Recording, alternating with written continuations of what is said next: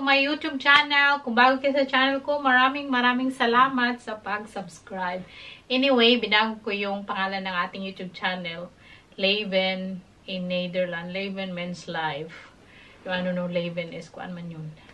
Netherlands words. Nag-prepare pala ako kay Diyos ko, maghalidi na naman kami ni Saki. Kaano lang kami ba, nakapahinga ng mga ilang days galing sa Spain na maganda ang weather. But this time, magpunta kami sa Belgium, sa Antwerp. Pumunta man kami last time. This year din. Nung pumunta kami, tapos one day lang kami doon. Pagka next day, bumalik kami agad sa Netherlands kasi sa ano ba, sa nangyari sa mama ni Saki. So, yun. At nagandahan si Saki doon. Tapos, malapit lang dito. Magsakay lang kami ng train. I think from here to there, maybe take 4-5 hours. Kasi may mga stop pa ba. So, mag-wait pa kami. So, all in all, siguro, more or less, 4 to 5 hours. Kasi may mga stop. Mag-stop ka mga 30 minutes. Tapos, continue na naman, ganyan. So, yun. It's very handy kasi magsakay ka lang ng train. At, connecting lang ba. So, magpunta tayo doon kasi maganda din city nila. Last time. At hindi namin nalibot nung pumunta kami kasi bumalik kami. So, this time, malilibot namin. At may pa-decoration pa siguro sila sa Christmas nila. At nag-ayos tayo sa ating mga susuotin. Pero okay na yun, no? Nandito na. Tutupik ko na lang yung susuotin natin. So, iba na naman yung outfit na dalhin natin. Malamig man doon. Dalhin ko to kay pag ganito yung jacket mo, kahit ano, kulay, mag-match siya. So, magdala ako ng 2 jacket. Yung isang mataas, tapos ito. Nilabhan ko to, kay dinala ko man din to sa, ano, sa Spain nung pumunta kami. So, I'm so excited. Doon kami Christmas sa Antwerp ni Saki. Kasi, pag Christmas, normally kami lang naman talagang 2 dito. Tapos, babalik kami dito, bago mag New Year. Kasi gusto kong, nasa bahay kami pag New Year. So, yun. Tapos, gusto kong invite siguro yung kaibigan ni Saki pag New Year. Pag wala siyang gagawin, ba? Kasi kawawa naman. At, lagi pa naman niya kami hinatid kung may mga flights kaming very maaga. So, I'm very na-appreciate ko siya sa mga ganyang bagay ba. Kasi pagkaibigan talaga dito ba, ano talaga sila ba? Mga ano talaga ba? Kanang, ano ba eh? Basta. Anyway, ano man yung mga, mga Netherlands people, ano talaga ba?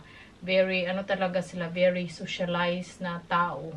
Ganyan, magkain sa labas, tapos, magpunta sa bar, mag-chill-chill, ganyan sila ba? Si Saki, hindi talaga yan pwede na walang kaibigan. I think as far as I know din na may mga kilala akong Pinay or kaibigan ko, din talaga. Yung mga asawa or boyfriend nila, talaga ba? Maano talaga sa kaibigan.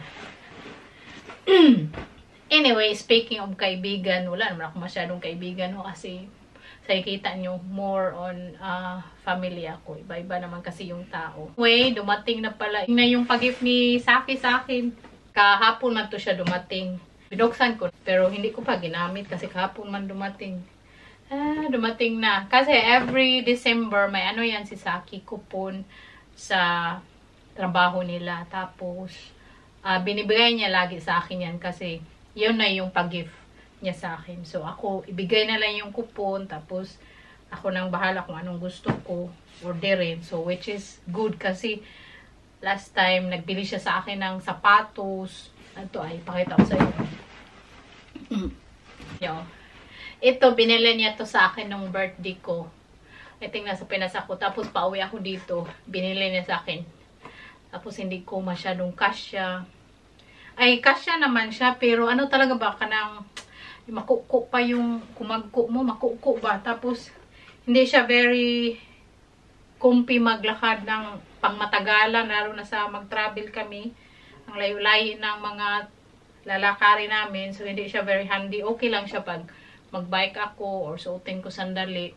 pumunta ng city, ganyan. Kasi alam niya, gusto ko ng white sneaker at mahilig din ako makulay pink. So, siya makulay din. So, binili niya to. Sneakers na white, tapos may pink.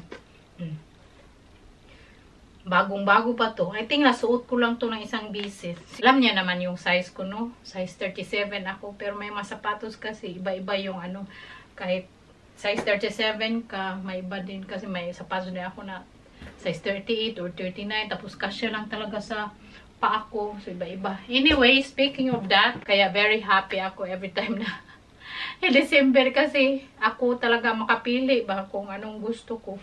Kaysa magbili siya tapos hindi ko very gustong-gusto. Sayang din, hindi magamit. So, last time. So, ganyan yan. Ito din, pag-gift to ni sa akin. Hindi last year, no? Matagal na. Ang tagal na to sa akin. Ano din, December din to, yung kupo na binigay niya sa akin. Ito din yung in-order ko. So, very, ano talaga siya, no? Tingnan nyo naman, no?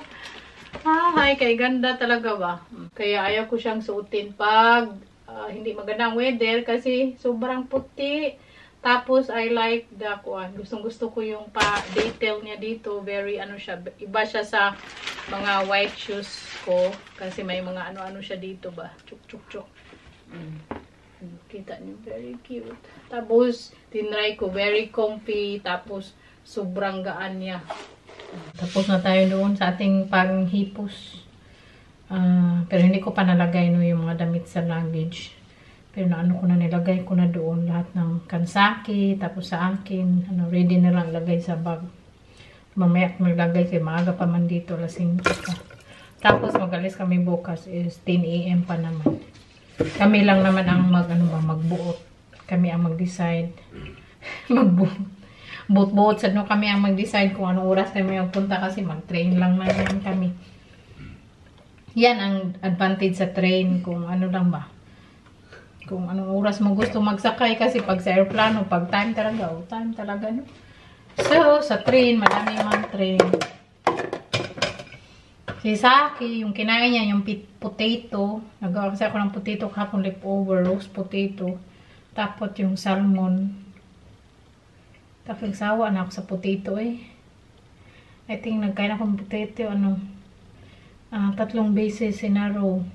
So parang nagsawa na ako. So mag-ano na ako, pansit canton. Siya kumain na.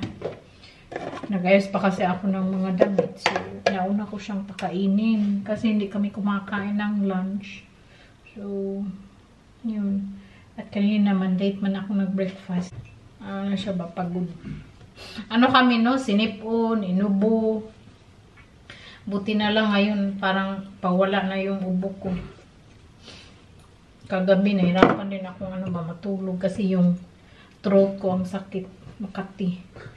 Pero nag-inom ako ng parang nag-inom ako ng lukewarm water, lemon, tapos ginger. Doon sa Belgium, sa Antwerp, yung pinuntahan namin, may man doon, Asian store. Mawalk mo lang. So, magdala ako ng yung tagisa kami sa akin ng luggage. Kaya mamili tayo doon. Si Saki, ayaw man yung kumain ng pansit canton. Ayaw niya yan, no? Isang pansit canton ba? Noon, parang madami ang laman ng isang pansit canton. No? Ngayon, kunti na lang. Inubo pa ako eh. Tapos, may ako dito. Fresh juice na siya. Blueberry, green na apple, tapos orange juice. Mix.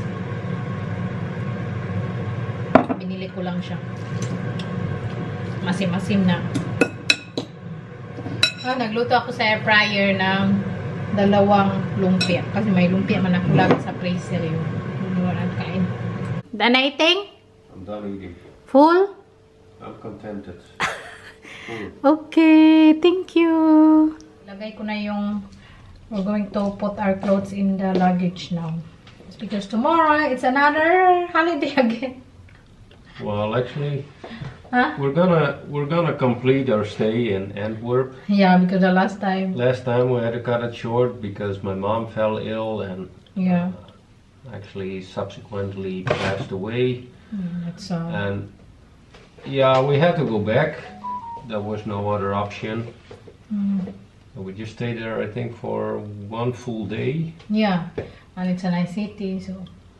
It's a nice city, indeed. And it's Christmas, so. We had a very nice hotel. Yeah, very nice, very fancy looks.